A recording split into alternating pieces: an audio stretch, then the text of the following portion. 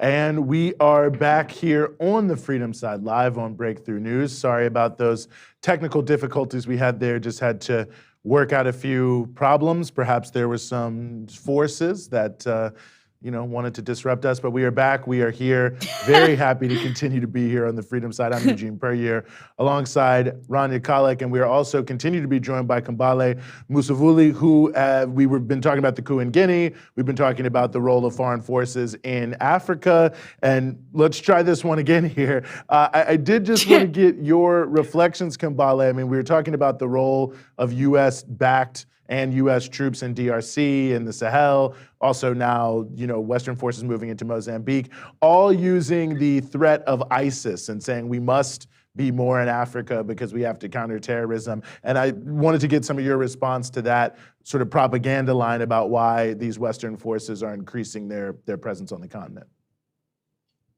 There is no ISIS in DRC. I'm very clear of that. Even though the State Department has put out a statement and put Congo in a terrorist group, terrorist countries harboring terrorists, I'm clear that there is no ISIS. Not because I'm saying that. There is extensive research and reporting on this. The United Nations group of experts published multiple reports stating that rebels in DRC have no connections in DRC. And just logic. This is a country with majority Christians. And that doesn't mean that there is anything right or wrong about Christianity, but pushing the narrative with a country the size of Western Europe, with a population, Muslim population less than 5%, is ludicrous. So we know this is not the reason why they are there. In the case of Mozambique and the DRC, we are hearing this terrorist threat after major discoveries. Right. In Mozambique is the natural gas that's been discovered there. In DRC is 2.5 billion barrels of oil discovered in one lake. So those two are directly connected. And the late Wangari Maathai from Kenya, before she passed away, said about wars in Africa. He said that when we look at these conflicts on the African continent, it's always about the resources. So for anyone looking into what the United States is doing on the African continent with US AFRICOM, they are not there to stop any terrorists. If they can defeat Taliban, how are they going to do that on the African continent? Right? So we already know that they don't even have the military power to stop a terrorist group that they themselves have supported over decades, right? Then on the African continent, the major reason why the United States AFRICOM is operating is, I'll present a few things. One is to counter China's presence on the African continent. And two is to secure such strategic minerals and resources that is needed to make the US war machine and economy function. As long as what they know to do best is use the military. They're not interested in dialogues with the locals and say that, oh, you have gold, I'll pay you $10 for it, and I'll sell it for this amount. They rather say, I'm not going to pay you.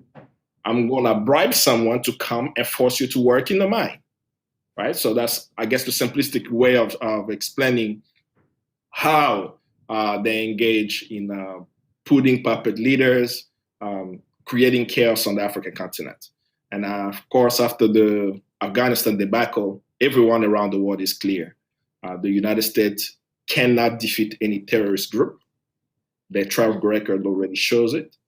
So what they are doing on the African continent is definitely not going after so-called ISIS, but protecting the strategic interests on the African continent and working to counter China. I'm curious what we're seeing in terms of popular movements on the continent, because it seems if they're spending all this time putting in these puppet regimes and others, that they have some fear if there was real free choice, that people would be choosing very different paths in terms of who's leading their country. The African people have shown it. In the case of Guinea, it's clear. The Guinean people went to the election and did not want Alpha Conde to be the leader. So whenever you look at the aspirations of the African people, the engagements on the ground, even when we look at Mali, when we look at the Mali coup, it happened the day where there was a call for major protests across the nation and a general strike across the country. So the day they're supposed to do a major strike to bring down the regime is the day the military decide to do the coup led by a US trained soldier. So the African people have that in them, that they want to have a say in the decision-making process. They're engaging actually on the ground. Unfortunately, for the case of Guinea, Mali, and others, there is extensive information about what is happening in these countries, but it's in French, right? Because those are countries colonized by France, and DRC also is the same. So it takes quite some time for the information of popular movement and organization taking place in this country to get into the Anglophone world. But African people have been organizing, have been resisting. Just as in the resistance has happened in Haiti, it's also happening on the African continent. And thanks to the Freedom Side and what you all are doing to bring these stories to people so that people are clear. African people are not saying we want some US trained soldier to take over the country. Right. They're saying we want to elect our leaders. We want to take control of our land and resources. We want to exploit those resources for the benefit of the people so that we can have roads, hospitals, schools, and live in peace and dignity on our land. Mm-hmm. Well, Kambale, as always, really appreciate you being willing to come and help us explore a range of these issues. A lot to continue to keep covering, but thank you so much for giving us some of your time here on the Freedom Side. Thank you always, and looking forward to the next Freedom Side. Absolutely. Thank you so much. Well, Rania, Africa really becoming more and more of a, it's always been a contested ground for imperialism, of course, but as we move into the 21st century, I think maybe not enough people, from my point of view, really seeing that this is becoming a major front line, the increase in military forces, the increase in conflicts, the impact of the new Cold War, the impact of climate change, desertification. All these things really coming together in a very combustible situation. Oh, Rania, I don't think we can hear you. Guess what? This time it was me. I muted myself and forgot to unmute. We've had so many technical difficulties this evening. I thought I'd just freak you out a little bit more, keep you on your toes, make you think we have to start sadistic. A new stream. Why don't you take this time to remind people about the super chat? Why don't do something useful? Yeah. Jesus, Eugene. So, to those who are now tuning in, I hope you made it over from the last stream. I'm sorry that we had to start another one, but just a reminder that there's a couple ways you can support our show. I liked how somebody in the last stream threw in some money in the super chat, and I didn't get to read the comment, so I will now. It was to the tech fund because we're having tech issues this evening. But for those who want to support the show, you can either become a patron at patreon.com/breakthroughnews, where your contribution helps us not only keep this stream going, helps us keep our many different programs going and giving you even more content, better quality, great guests, different formats. We have Eugene's excellent daily podcast. It's a must listen to, The Punch Out. We have my, bi-weekly show, I guess you could call it, Dispatches, Rania Khalek Dispatches, which is both podcast and video. We have On the Picket Line with Monica Cruz. We have It's Not You, It's Capitalism with both Monica and Rachel and Ciara. We've got so much excellent programming and more to come. You can support it, patreon.com/breakthrough news, as well as our on-the-ground reporting. We have some really exciting stuff planned in the coming months. That said, for those who are also want to support us more immediate, right? Yes. Because Patreon, you have to click on it. You got to go to the website. You got to sign up. You don't have to do that much. If you're watching on, you should do it. But if you want to do it now, you just can't wait, you're super impatient and you're watching on YouTube, then throw some money into the super chat and you can leave a comment. And if I deem it worthy, I will read it on air. And we actually just got a super chat from Mr. 13FNG, who I believe has donated before. So thank you for your ongoing. Yes. Yeah, I appreciate these regular super chats. And this is a good question. I don't know if me and Eugene can necessarily answer it, but because it's directed towards Africans. But this person asks, do Africans in general prefer Chinese versus U.S. intervention? And then also great appearance on TSP, the socialist program, this morning to Eugene. Love you, Rania. FYI, YouTube throttles Abby Martin's YouTube streams and videos sometimes. Thanks. All great comments and very true. YouTube absolutely throttles leftist, anti-imperialist content like the kind you would see on Empire Files. Indeed. Tough question to too, generalize on, but I think it's an important question. I'd say in my experience, most Africans prefer no intervention. What they really want is just an opportunity to develop their own countries, work with China, work with the United States, work with France, work with Iran, work with Brazil, work with whoever, and whoever there's complementary development. And I think that really is the true reality. It's the United States that is imposing this reality that people are blocking with China or part of X, Y, and Z. And just in my experience, people want to improve their lives, they want to improve their country, they want to increase access to education, and so on and so forth. So let's move from one side of the African continent to the other. We want to talk a little bit about the ongoing conflict with Ethiopia. Very happy to be joined by the historian, the author, the journalist, Jeff Pearce, who is actually recently in Ethiopia. Jeff, thanks so much for being with us here on the Freedom Side. Thanks for having me. I've just been sitting here pushing trains with my intestines coming out of my back while I'm begging, weighing through the technical difficulties, What else can I tell you? Well, thank you so much for sticking with us. I appreciate the level of hard work and dedication you were bringing to your appearance here. I mean, pushed a train. Yeah, I pushed a train. Oh, man. Also, shout out to Verdant Square, who just donated in the super chat saying, let's hear it for anti-colonial perspectives. Also, peace, love with the donation there. Well, Jeff, you were just there on the ground in Ethiopia. It's almost like, where do you start in terms of this entire conflict? Because it's so, what is being portrayed in the West, in the media, just seems so different than, I don't know, who am I to say what's really going on? But I guess from what appears to be really going on, I'm just curious your reflections, having been there on the ground in Ethiopia, what some of the things that you saw that you think might be interesting for people to know. Well, the reality that you're getting in Western news coverage is there is no reality in the Western news coverage. It's absolutely ridiculous. I don't even know where to start. I mean, you have, from the very beginning, the conflict was depicted as, and it still goes on in terms of the Abiy government claims to be reacting to an attack, when in fact you had a major TPLF spokesman openly admit that the TPLF attacked the Northern Defense Forces in the country. You have to start from there. We have to start with the fact that you're dealing with a very sophisticated, manipulative disinformation campaign and apparatus, which just churns out lies by the day and has an entire troll army at its beck and call to do this. And when you have the media portraying this side as, and this is the term that they actually use, classic underdog, well, they ruled the country for 27 years. As I've said in another forum, you know who the classic underdog is? The Ethiopian people.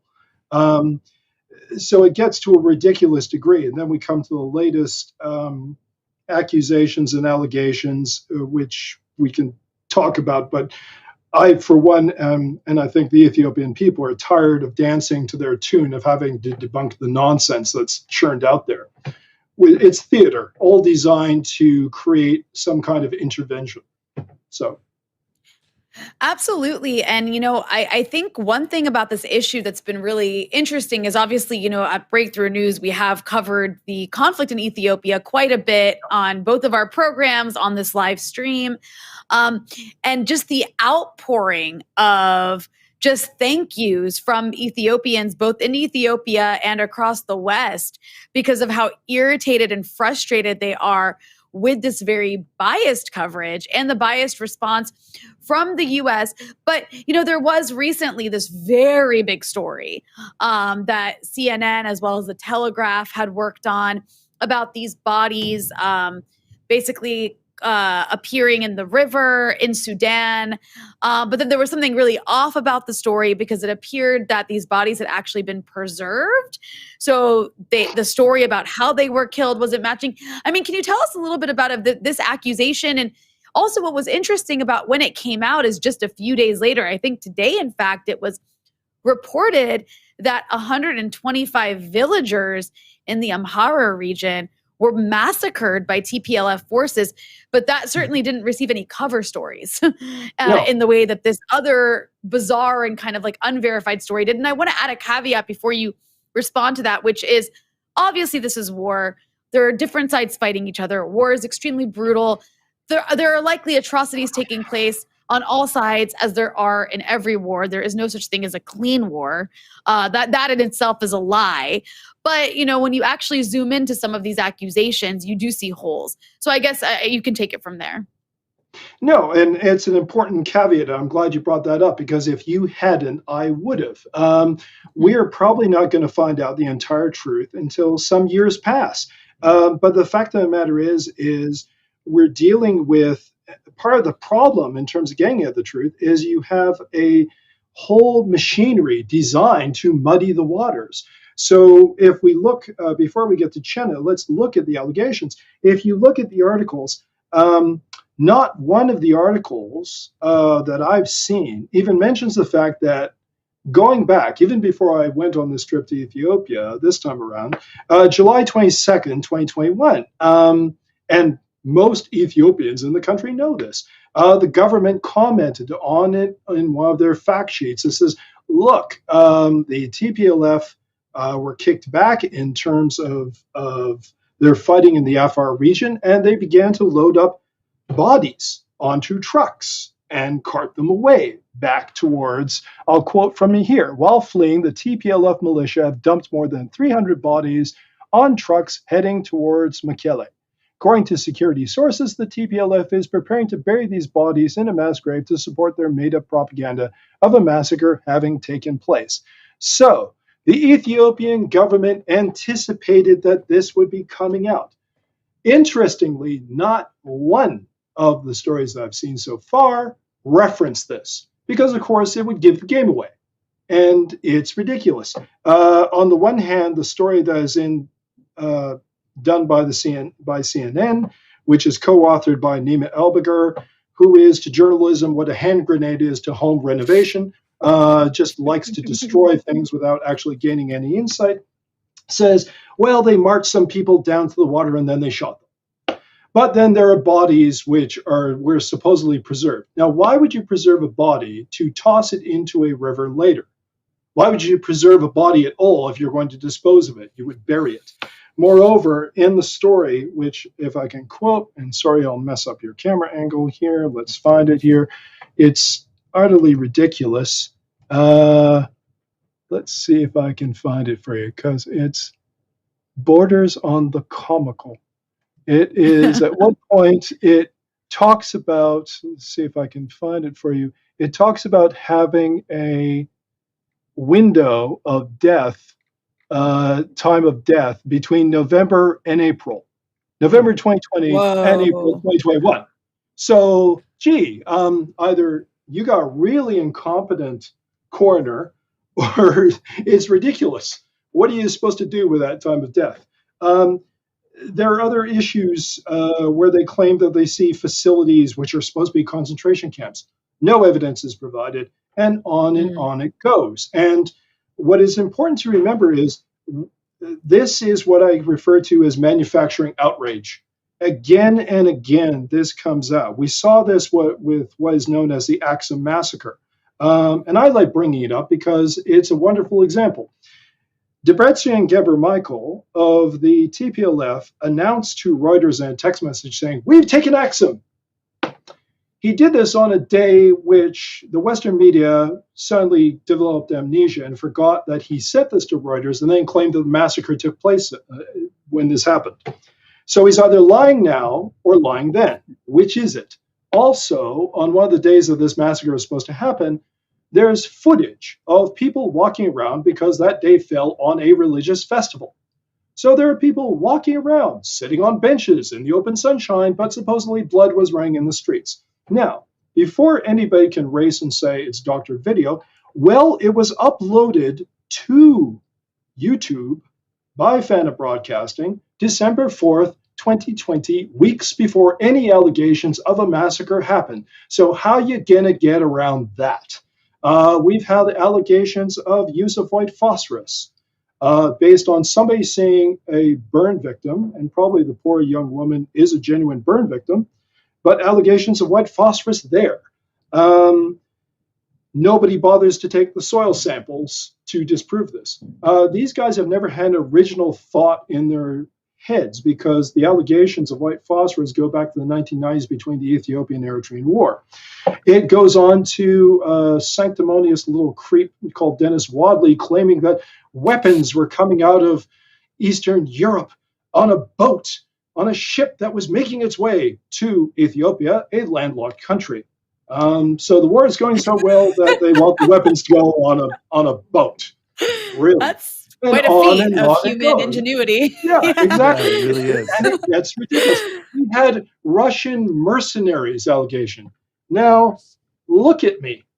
You know, I stick out pretty obviously on the streets of Dessie and Addis Ababa, in Maikadra, in Humara. I've been to Humara. You would be able to pick out the Russian mercenaries very quickly. And the other thing, too, about the bodies that are supposed to be dumped in the river that they say were preserved, and they're talking about the decomposition being slowed, is, you know what's in Humara? It was once a great market town, trading town on the border. It's hot. It has flies. Decomposition gets sped up according to weather. Here's a forensic book just for writers. It took me 30 seconds to confirm that. Now, when you get to Chenna, which you alluded to, yes, the reports put the death toll at something like 125 people so far. That body count could go up. There is no reason to be attacking that area. It's, I believe, if memory serves, something like 15 miles northwest of Dabat. So it's very close to, perilously close to Gondar. There is no reason to attack these people, just as there was no reason to attack the Afar region. The Afars are minding their own business. And quite frankly, part of the TPLF propaganda is the Amhara people are supposedly behind all the evils of the world in their universe. Well, how do you explain attacking the Afars? One of the co-authors of the Telegraph piece alluding to concentration camps is Lucy Kessa, who just got her knuckles rapped on Twitter because she used an ethnic slur against Amharas just either yesterday or day before yesterday, referring to them as donkeys, which is a well-known ethnic slur of Amhara. There goes that person's credibility. That's what you're dealing with. And that's what we deal with every day. The critical thinking faculties, if you will, just thrown out of the window in the way people believe these. I mean, you know, one thing, Jeff, that has struck me about this whole conflict, and I find very interesting in terms of, you know, how we're parsing claims that are sort of, you know, hard to parse in many ways, is the only side that seems to even be admitting anything wrong ever happens on their side is the Ethiopian government. No matter what you say, no matter how much evidence you show, the TPLF says, no, this never happened, this is completely fake, this is complete distortion. On the other hand, the Ethiopian Human Rights Commission, which is a government agency, you know, has been putting out reports the whole time, you know, saying this happened, that happened, on both sides, looking at it. But then when you read in the newspaper, okay, well, the Ethiopian Human Rights Commission is working with the UN, people say, oh, well, that's guaranteed to be a whitewash. It's guaranteed to be fake. It's guaranteed to be this, that, and the third. And I just find that to be, to me, sort of a critically important element of this, because you think, okay, well, if you're saying, where is the sense of, like, who should we be putting, you know, even if we're giving some level of the benefit of the doubt or looking at who may or may not have veracity, that the people who seem willing to admit that, yes, we have done some things wrong, would be people you might give a little bit more credibility to than those who, no matter how much evidence is produced, say, well, this never happened and this is completely fake. You can go even further. The fact of the matter is the Ethiopian Human Rights Commission does act independently of the Ethiopian government. There is controversy over that. I can take issue with some of its, the way it investigated the Acts of Massacre. The Attorney General's report on the Acts of Massacre actually even goes and offers a far more plausible explanation of what happened, to my mind, ironically, than the Ethiopian Human Rights Commission. But we can go further, because Ethiopian soldiers, if memory serves, were convicted of rape, were convicted of atrocities in military courts and held responsible. That is now, the thing is, when the Attorney General, Dr. Gideon, mentioned this on the BBC, Stephen Sacker sneered and said, oh, well, only 30. It's still a milestone. It's still significant. Let's see the U.S. military produce a number like that. I mean, I wouldn't know, but the fact of the matter is, my sources pointed out that the Minister of Women and Children in Ethiopia was the first to actually open the space and arrange things so that UN facilities could actually operate in terms of helping victims of sexual assault. And by the way, why aren't we talking about some of these terrible transgressions committed by the TPLF? Why isn't the Western media picking up on some of the stories which I've uncovered, which, in fact, the TPLF, while they were in control of Mekele, walked into a UN office and said, give us the names of the sexual assault victims. Tell us exactly what happened to them, and tell us their safe houses, where they are, because we want to go get them and use them as witnesses for the ICC, the International Criminal Court against Abiy. So in other words, they were willing to violate the privacy of sexual assault victims to make their case. Why are we talking about that? Why are we talking about the fact that the UN senior officers, according to my sources, which are multiple, actively collaborated with the TPLF to interfere with the national exams of students in Tigray? And a very small number, only a very small number, were able to take their exams. Why are we talking about the fact that there are more than 70 NGOs paying attention to the Tigray situation? I visited Dessie. You asked me about what I saw. I visited Dessie. I went to 2 IDP locations. There are 100,000 internally displaced persons in the Dessie region. There are only a handful of NGOs taking care of them. Where's the Western media on that story? I can think of only one media outlet in the mainstream that went to cover them. That was a French outfit. Why aren't we talking about that? Why are we always reacting to the latest outrage that the TPLF can manufacture? Let's talk about their outrages and their crimes, please. Yeah, no, I agree with you 100% more. I mean, I couldn't agree with you 100% on that. I mean, it's so glaring, quite frankly. I mean, it really. I was actually from your work, Jeff, that I noticed what happened with that New York Times story with Declan Walsh and the issue of the photos with the child soldiers. And you would think that at the very least, even if you didn't want to give it like that much credence, you might say, well, listen, you know, I was there, I saw that, who really knows? But instead, when the information is revealed by you and others, the next thing you know, they're sending cease and desist orders to try to hide the evidence that they themselves produced on what is, you know, obviously one of the most important claims to try to parse in the context of what's going on with the TPLF and in the conflict writ large. What's very interesting about that story is they can only blame themselves because they invited the media in. The media goes, takes photos of child soldiers. You cannot accuse them of doctoring them. The New York Times does not doctor their photos. They proudly, spread this all over the place. You saw this self-congratulatory, sorry to be vulgar, this self-congratulatory circle jerk of reporters saying, what a marvelous, excellent job you did. And I'm staring at this, and I'm staring at an AP story of kids who look about 12 years old to mid-teens, holding rifles. And then came the justifications of the most disgusting, appalling rationalization of people saying, well, if a girl's old enough to be raped, she's old enough to hold a rifle. Get the hell out of here with that.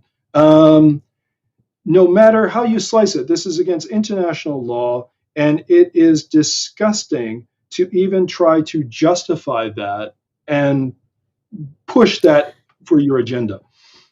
You know, speaking of the way the media is covering this, and you've actually covered this issue in particular, the issue of how these Western media correspondents are going to a place like Tigray and who's showing them around. And this is the issue of the fixer, right? Mhm. And you wrote a very lengthy article about this, speaking about one of your I think it was like a photojournalist friend of yours who Jamel had Countess. spent time Yeah. in Tigray, yes. And what struck me about the story that you wrote is, I live in the Middle East. I've reported in Lebanon, in Syria, and Iraq in particular. And in all of these places, I've seen this issue of the local fixer. At least in the case of a place like Lebanon, for example, there is an actual fixer who dupes Western correspondents. It's amazing, actually. You almost kind of got to respect it, right? Because it's like a local just making money. You're getting paid in dollars. But we'll make them pay these extravagant amounts of money to meet supposed commanders in Hezbollah. Mind you, Hezbollah commanders don't even let local sympathetic media interview them, let alone like Western parachute journalists who just pop in for a few days and spend $10,000 through a fixer to meet them. But it's a whole industry of doing this, of like duping fixers. I have a friend in Iraq who back in like the Civil War days, like in the mid 2000s, he actually a couple times had a fixer friend give him money to basically pretend to be like Al-Qaeda. He was Shia, by the way, but to pretend to be like some like Sunni insurgent. Yeah. And he did it. He just put a scarf over his face. And I think it was for like Time magazine or something. But the point is it's really easy to dupe these Westerners who like aren't from the region, don't speak the language, and also already have like a romanticized view of maybe a group like the TPLF because of the way it's being covered, because they're kind of given this royal treatment in the State Department narrative. So I guess, my question for you is, how does that dynamic I just described of like the fixers and the influence they have play out in Ethiopia, particularly in Tigray? I'm just thinking about what a great screenplay you just handed me for an idea of this guy who goes around suckering people in the Middle East saying, oh, now you got to dress up as Hezbollah. Like, what a great dark comedy movie that is. What's sad is it's true.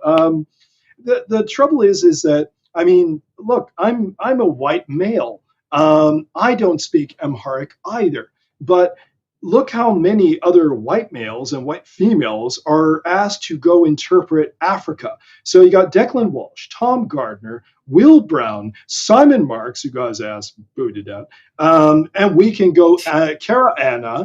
How many Robbie, what's his face? How many can we rattle off?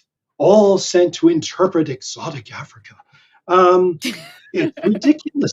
It's ridiculous. And the thing is, there's a clown, I will not name him. He came on my radar when he's a Brit. He thought he would be full of himself and referred to me as dangerous and useful idiot. And I replied back, you go on thinking I'm dangerous, asshole. And when somebody weighed in came to my defense, the guy claimed he was a fake account. The fellow turned out to be a well-respected Finnish diplomat. So this so-called investigative journalist just accused a Finnish diplomat of not existing.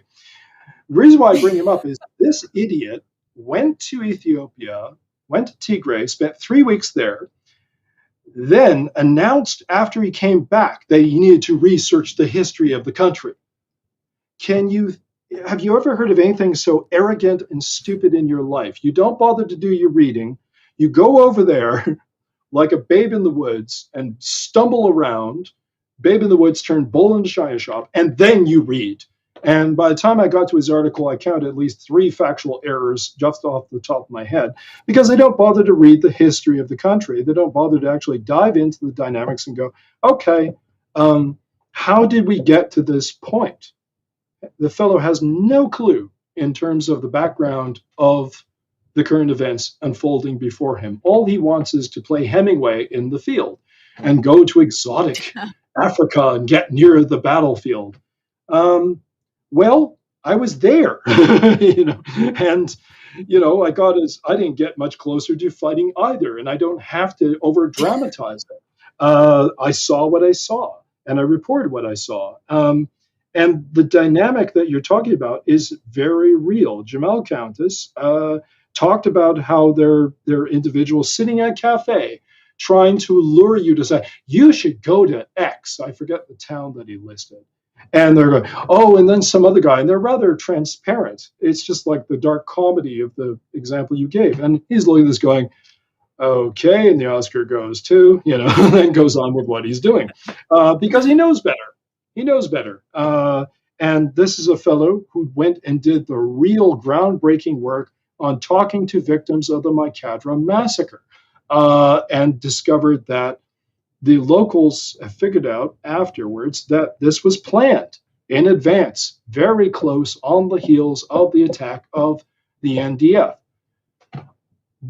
I don't know what it is up to now, but the last time we checked, only 3 media outlets had taken advantage of his photos on Getty Images, which gave all this. Wow. They just don't want to know. 2 of them were German. I can't remember the name of the third outlet. So that means not one English language newspaper or media outlet bothered to avail themselves of this work. And somebody, when I did my report, I was stepping in Countess's footsteps. We went there. We were not announced, so there was no coaching that could possibly go on. They didn't know we were coming.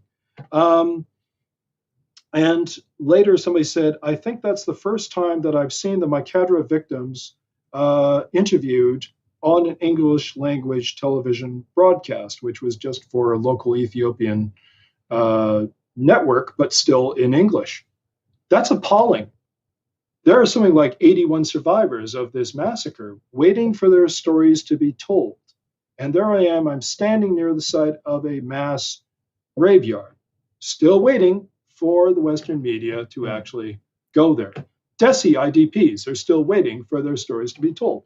So yes, it's just staggering. And the fact of the matter is some jackass, a high-profile writer said, "Ooh, you claim it's a big conspiracy in terms of Western media." Well, no. The problem is if you're going to interview the same people over and over again, Will Davidson, the fungus on Ethiopian current affairs of Crisis Group, who was deported, you're going to interview Kettle Tronville, who is pretty much in bed with the TPLF, who went over claiming to be an election supervisor for an illegal election observer for an illegal election. Kettle Tronville, Will Davidson, Alex DeWall, who lies in terms of his own research and lies in terms of what he says online.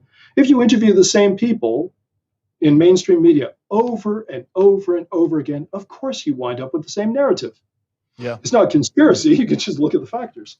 Yeah, it's reality. Well, Jeff, we really appreciate you and definitely appreciate everything you're doing. And we'll keep covering it and keep pushing. But thanks for giving us a little bit of your time here on the Freedom Side. Thank you so much. Thank you, Jeff. Right on. Bye. So Eugene, yeah, I really quickly before because we're about to move to a different topic. There was always an outpouring of interest in what's happening in Ethiopia, and so I want to remind those who are watching right now that we actually have produced several quite lengthy episodes on Ethiopia. If you just look up Breakthrough News Ethiopia, one of which actually is an interview with you, Eugene, that I conducted, that was quite comprehensive, and I really encourage people to go check that out and check out all the other excellent interviews we've done. We've interviewed an Ethiopian journalist, a former Ethiopian diplomat who actually resigned from the TPLF in the 90s because of their the atrocities that they were committing and them being in bed with the U.S. And we have, a lot more. We've also spoken in the past with Simon. What's Simon's last name? Remind me. I'm so sorry, Simon. I'm blanking. Thank you, Tesfamariam. And that was excellent as well. So anyways, my point is, there does seem to be a lot of interest in this story. So for those who are interested, just, search Breakthrough News Ethiopia and you'll find plenty of content. Yeah, absolutely. Well, we're gonna pivot here. I know there's a lot of people who donated in the super chat. We'll get to you after this. Before we go out, we will definitely read your comments. But we want to turn here to the ongoing issues of the very terrible conditions that people are suffering, especially in the state of Louisiana and the aftermath of Hurricane Ida. We are very happy to be joined here by Charlotte Clarke, who's the executive director of Common Ground Relief. Charlotte, thank you so much for sticking with us. We got a little backed up there due to some technical difficulties, but thanks so much for joining us. Yeah, no problem at all. I'm glad to be here. Thank you guys so much for having me on your show. No, of course. The pleasure is all ours. Unfortunately, it has to be these sorts of situations. It seems that things are quite bleak, actually. I mean, it's sort of moved off the headlines, I think, in a lot of the national media, but it seems that, the power situation, the heat situation, there's so many things. Maybe let me not editorialize a little bit too much. What is the situation there on the ground currently in New Orleans and the area writ large?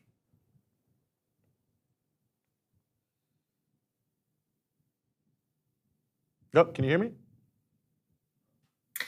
Yeah, of course. First of all, I want to pre-apologize since it seems like my internet's a little wonky, so hopefully we can stay online. But I would say that I'm based in New Orleans. Common Ground Relief is based in New Orleans. We're based in the lower Ninth Ward. And right now, most of New Orleans proper has power back. Hey there, can you hear me? Yep, got you. Yeah. We can hear you clear. Don't worry. Okay. Great. So 90% of New Orleans has power back as of yesterday. Really the last big swaths of outages came back online. But Common Ground Relief's work throughout the year is largely in wetlands restoration. And so most of the communities that we work with down bayou are in really dire situations and will be for quite a long time. My first job within New Orleans was with a residential construction nonprofit, and we were actually still doing residential construction work for pre-Katrina residents of the lower Ninth Ward. So definitely through that work, I gained an understanding of just how long recovery can be in these situations, and definitely for communities down bayou and definitely for people who had damage to buildings within New Orleans, there's a really long road ahead. So we're really grateful within the city to be mostly out of that immediate need for cooling and food and water and shelter that was really acute this week. But that need continues to exist outside of New Orleans. And again, we're just trying to get tarps on folks' roofs right now. And I was talking to some relatives about it who weren't really familiar with disaster relief and didn't really even realize that this intermediary step exists of even just trying to make sure that your house doesn't get further damage by tarping it when there's, before you even get to fight with your insurance company and FEMA and get funding for long-term recovery. So we're really still in those initial stages, and efforts on the ground are really focused around just trying to get resources where they're needed most. And there's a ton of need. And the good news is there are a lot of people helping as well. But there's just a lot of need right now. So we're all working on trying to meet everybody's needs. Mm-hmm.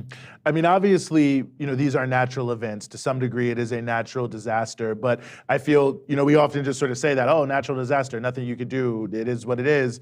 I mean, from your point of view, both from a preparation standpoint and what we've seen afterwards, I mean, is part of the problem with why we see these recoveries taking so long is that there isn't really enough put in to help people on the front or the back end ahead of time? Yeah, absolutely. I think it mirrors the COVID pandemic in a lot of ways, where we absolutely have the resources and the knowledge and the expertise at our disposal to prevent a lot of the disasters that we see happening. And we choose to invest in systems that don't utilize those, those pathways. And so I want to shout out Rise St. James as an example of a group that's doing really great on the ground organizing against Formosa chemical plant that is planned for St. James Parish. It's a historically Black parish. They've gotten a lot of really great press around it and have been able to somewhat successfully push back against that project. But I think that, as well as our own work in coastal restoration, are examples of community groups on the ground really working to try and prevent the severity of some of these events and try to work against exacerbating the climate crisis. And yet we have people in power who aren't taking those same steps. So not only are community organizations and just individuals who engage in mutual aid and engage in activism and care for their communities, those are the people who are both working on preventing these sorts of crises from happening and also really the first to be responding on the ground. I think that the government's biggest failings are in exactly as you point out, leading up to these storms and not doing what is possible to prevent the severity of these impacts. And so we can talk generally about the amount of oil and gas industry that there is in New Orleans and Louisiana at large. And also something that really stands out for me is specifically the grid has been a huge discussion. So there were 30,000 utility poles damaged in this storm, and this storm is coming on the heels of a 2-year-long effort for New Orleans to adopt a renewable portfolio standard. And so that was passed earlier this spring. But we ended up passing a version that was, Entergy, really, which is our local utility company, put forth a lot of measures within this plan to continue to include nuclear as a part of clean energy. And then the timeline was, there was sort of this choice between 2040 or 2050. So we ended up adapting a measure to go carbon neutral by 2050. And so a lot of people on the ground were pushing back and trying to make that a more aggressive timeline. And there were also components that could have been included in that portfolio standard to have community solar to basically disperse our energy generation, which would absolutely be possible in Louisiana with the resources that we have available in terms of solar energy, but also in terms of offshore wind. But our leadership is completely influenced by oil and gas corporations that are basically blocking us from, building out these incredibly useful measures for disasters that we know are going to happen and are going to continue to happen. So that's what I find to be most disappointing. Yeah, no, absolutely. I read this morning, amazingly, Entergy now trying to raise rates to pay for the repairs. And it's just like, wow, you guys got $10 billion in revenue, billions of dollars in profit, and somehow it's the people who are gonna be the most affected by your total lack of care now have to pay for the restoration. I mean, it really just feels from beginning to end, the burden is on the backs of those who suffer the most. I mean, I don't know what any Entergy executive is doing right now, but something tells me they're not somewhere in a shelter, worrying about what's going on. So, I mean, certainly if you want to speak to that, happy to hear you speak to it. But one thing I also just don't want to let go, talk a little bit, if you could, about the wetland restoration issue, because I don't think people know about the relationship between wetlands and these sorts of big natural disasters like hurricanes. Yeah, absolutely. So Louisiana has been losing wetlands at a really rapid rate over the last 70 to 80 years. The average number that gets thrown out all the time is from a study that looked at wetlands loss between 1930 and about 2010, I believe. And that study found that we were losing an average of a football field per hour of wetlands.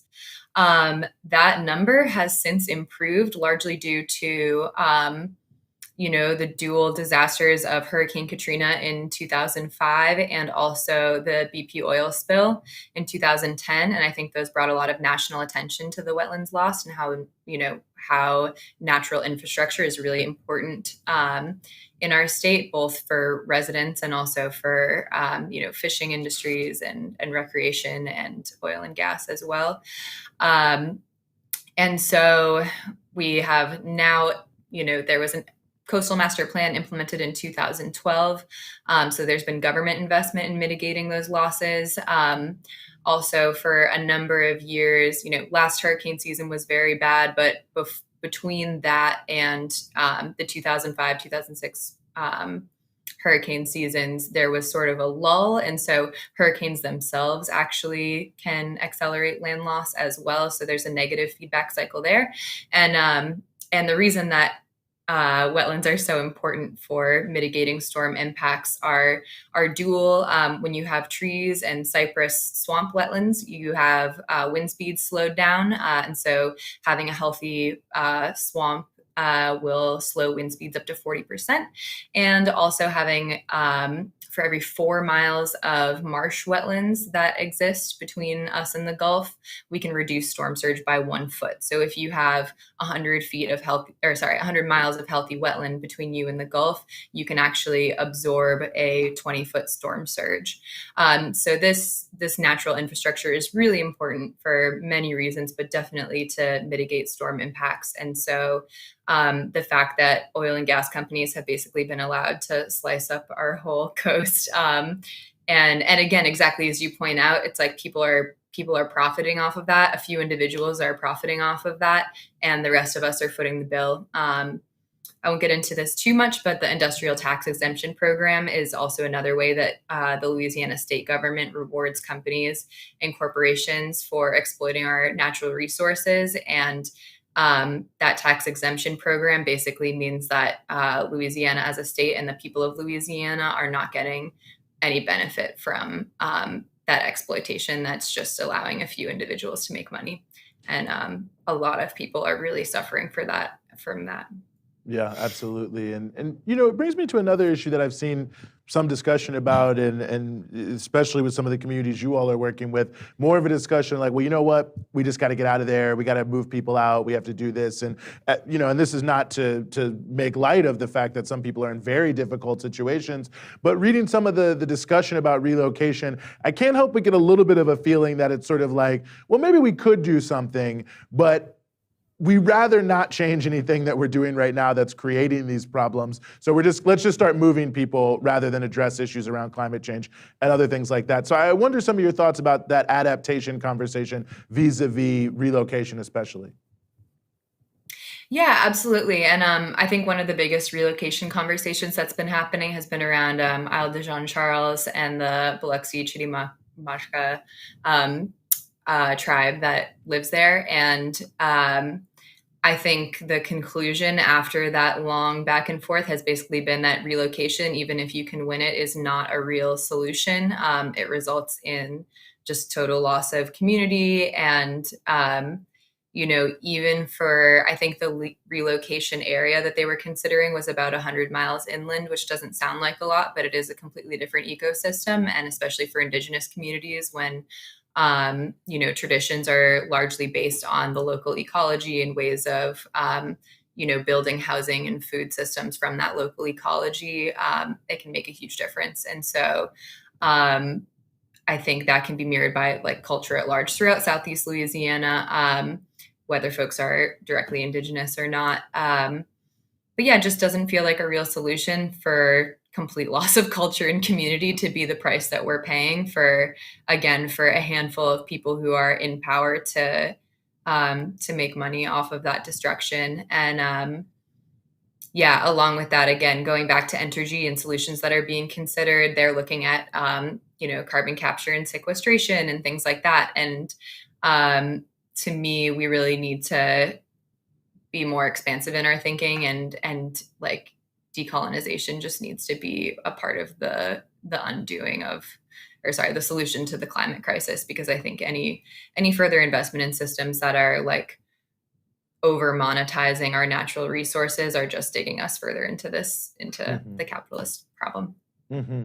Well, I know a lot of people, they see these segments and they are talking about it on the internet. What can they do? How can they help? Where can people go to find out more about Common Ground Relief and most notably offer their assistance however they can? Yeah, absolutely. You can find us at commongroundrelief.org. And we're also on Instagram and Facebook, very active under that name as well, Common Ground Relief.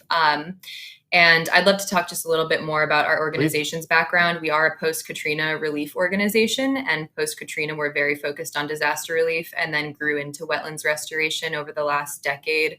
Again, because there's sort of this long-term view of how can we continue to mobilize volunteers to support our community through disasters like this. And so our main program, is that environmental program that runs year-round every year. And then recently we've due to Ida and due to the need in our community and in neighboring communities, we are orienting back towards disaster relief, and we'll continue all of those efforts. So right now we're redistributing resources throughout our community that are largely generously donated by individuals and by community members.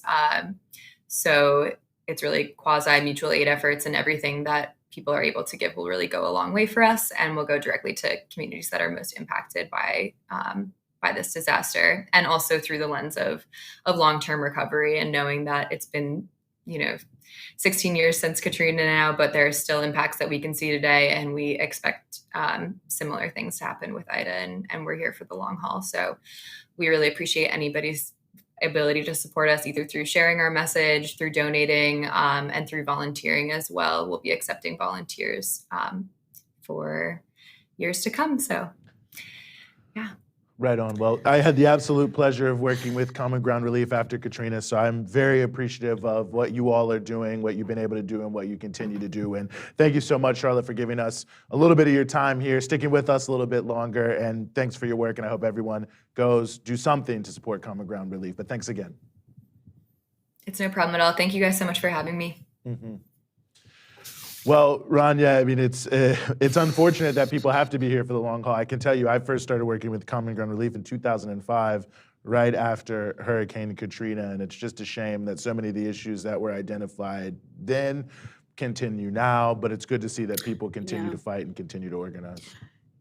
Absolutely. That was my first thought, is like, it's so great this organization exists, but at the same time, it shouldn't have to. Yeah. Like, this is what a state should be doing. A state should be taking the preventative measures to make sure that it doesn't get like this. And then in the aftermath should be taking care of people and dealing with the disaster relief. I mean, it's just shocking to see that in the richest country in the world. I understand it's obviously a result of a natural disaster, but these things are preventable. And there's people in Louisiana who have less power than people in Lebanon. Like, there's no, I mean, that's utterly shocking to me. And of course, I'm reminded like of half a dozen power plants that are not damaged, that are totally online. And they're like, oh, we're just, we're waiting for them to fix the infrastructure. So they just do almost nothing.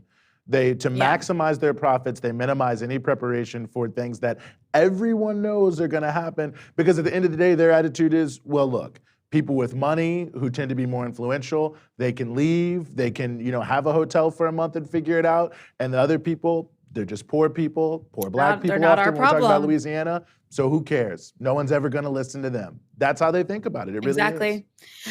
And I'm reminded of the crazy snowstorm or winter storm that took place in Texas months and months ago, where it destroyed people's homes and completely destroyed the power infrastructure, and they were like off the grid. I don't know if Louisiana has a similar situation, but Texas had its own power grid, right? Yeah, so it wasn't attached. It's not exactly the same, but it's a similar basic point. In Texas for over a decade, they'd been saying, oh, well, this is really bad. And in fact, just I think it was 2013, there was a similar incident, and they just did nothing. Same thing in Louisiana. Well, they didn't weatherproof. They didn't weatherproof their various power grids or power stations. Yeah, but these are never random so it was totally things. No, it was totally preventable. It was cutting costs. And ultimately, I mean, I recall people were out of power. It was freezing. Yep. And then other people who still had power, somehow their bills ended up being like astronomical, like tens of thousands of dollars in some case. They did. So unbelievable. And they these also companies, I mean, this is, by the way, to pay for it. This is what happens when capitalists dictate what takes place to government and not the other way around. Indeed. Well, let me ask you this, Censor Colic. We had a number of super chats. And shout out to everybody who donated. Really appreciated it. We got a little backed up due to time here, but we don't want to let you go. I don't know if our censor, who approves whether or not things get read on air, wants to circle back around to a few of these.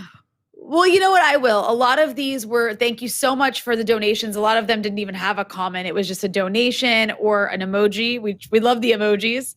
But I'll read a couple comments on here. There was YLYL who donated quite a bit, actually, and said, thank you for standing up for the truth when the corrupt Western media sided with the terrorist organization, the TPLF.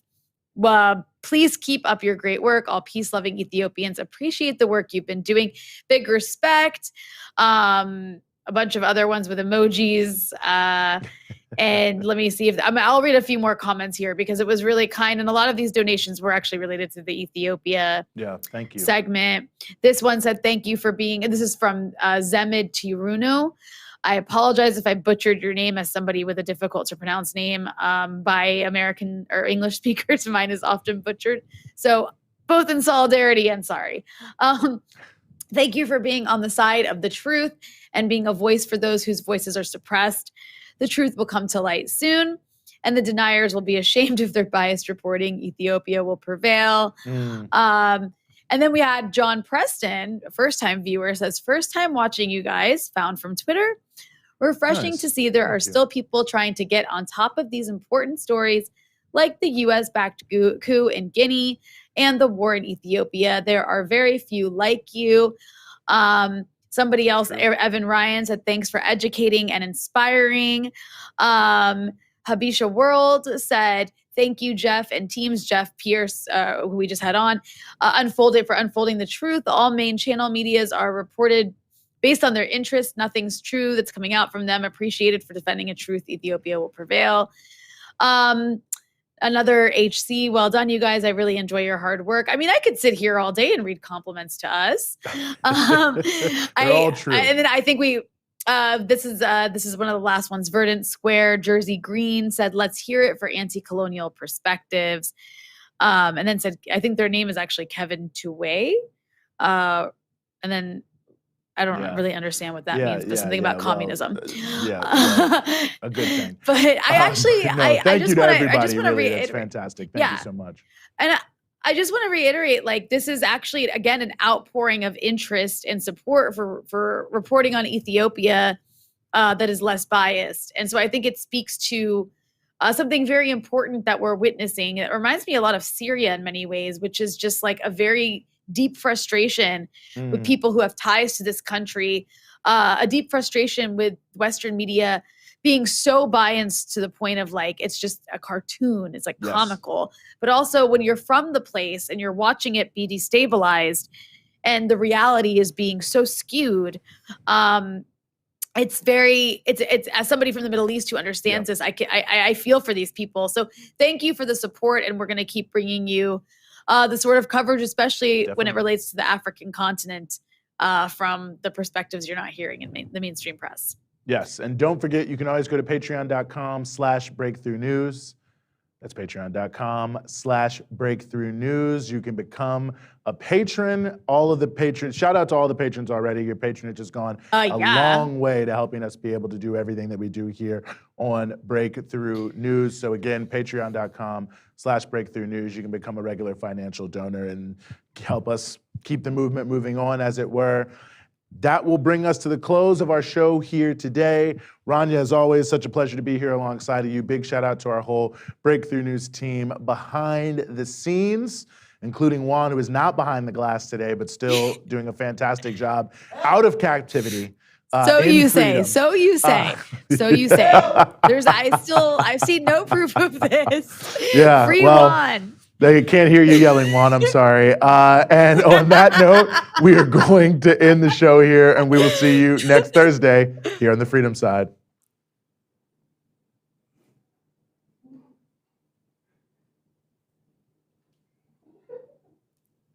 Wow, really? You're going to do this? What do you want me to say?